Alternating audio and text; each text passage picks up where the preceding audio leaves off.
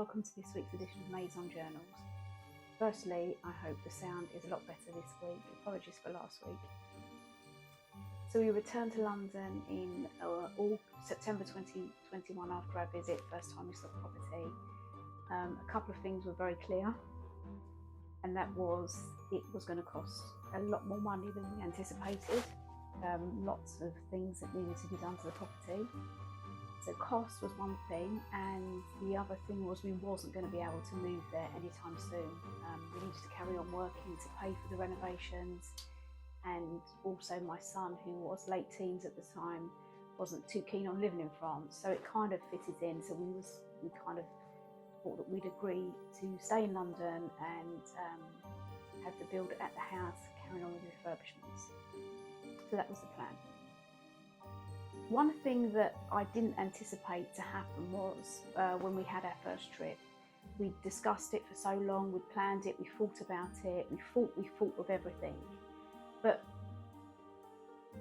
when you move, getting to a place sometimes is the easy bit, logistically, the transport, but your mind takes time to adjust to the climate and the different situations. So while it's easy logistically to get to a place, sometimes your mind takes a bit longer to catch up with the situation and adjust to the climate. And just one thing that springs to mind there is that when we was at the house for the first time, it was quite stressful. It's a new environment.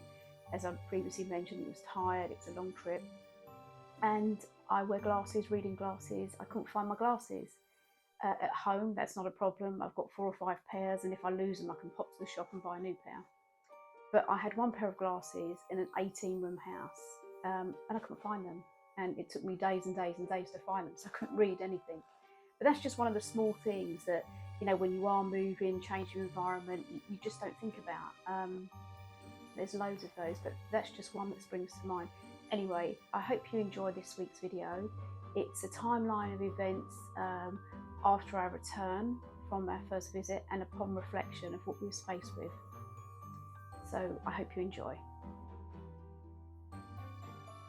So back in London, once the shock had set in, the amount of work we actually had to do, we had an emergency phone call with the builder, long discussion, and the plan was to remove the attic walls to make it lighter, remove the rotting ceilings and floors throughout the house, and urgently find a plumber and electrician, as the whole house needed rewiring. In the meantime, he agreed to cover all of the floors, because there's some beautiful oak floors throughout the whole of the house, for the floors that was staying, just to protect them.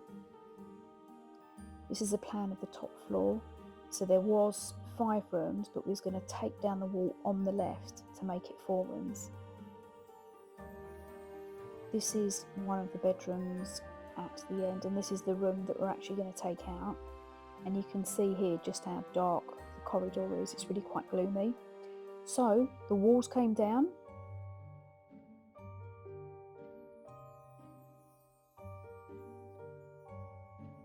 Bringing in so much more light, and this is the room at one end of the corridor, which is the main bedroom.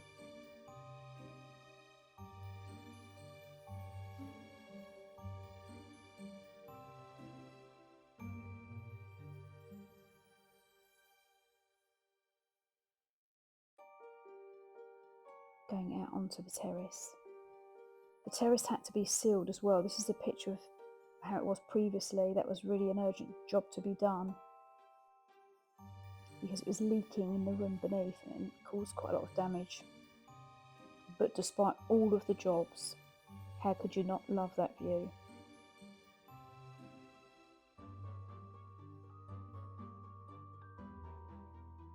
Every time things got a little bit rough, we'd come up to the terrace and just look at the view, and it would kind of reassure us and make us feel a little bit better.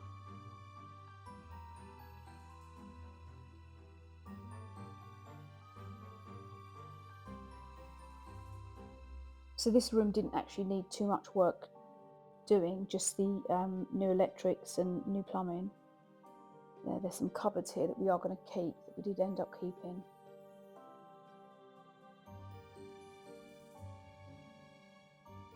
And in the end, this room actually had to be replastered due to the electrical work and plumbing work that took place in here. And then through to this hallway that's really been opened up now. It's much brighter. That's the wall there that we took down, losing one room. So this planned to become a bathroom next to the main bedroom.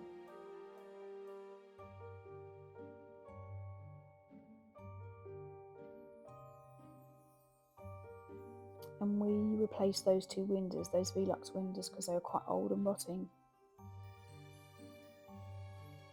And this will just be, is a spare room, and just redecorate.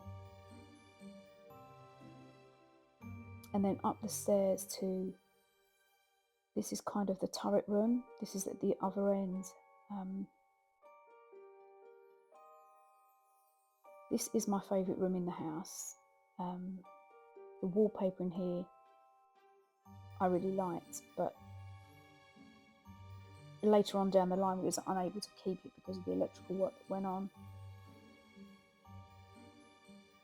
It has windows on 3 sides overlooking the front garden, the back garden, and the wood store. And this is the wall art that will be going on the wall, and that will be in keeping with the theme of the room.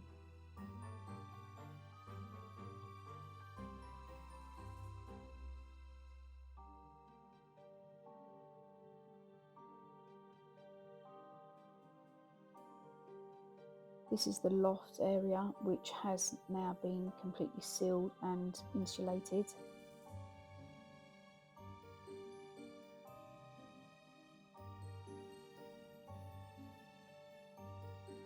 And the area is just so much brighter. It's a huge improvement. And I just want to show you that room again. This video was taken in August 2022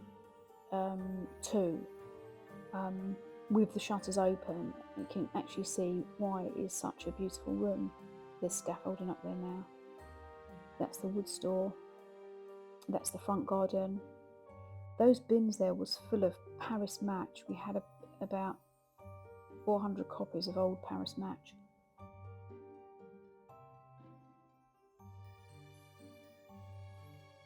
Really lovely floor. And this will house my Pelham puppets, which I have a huge collection of, and just anything that serves no purpose but looks rather odd.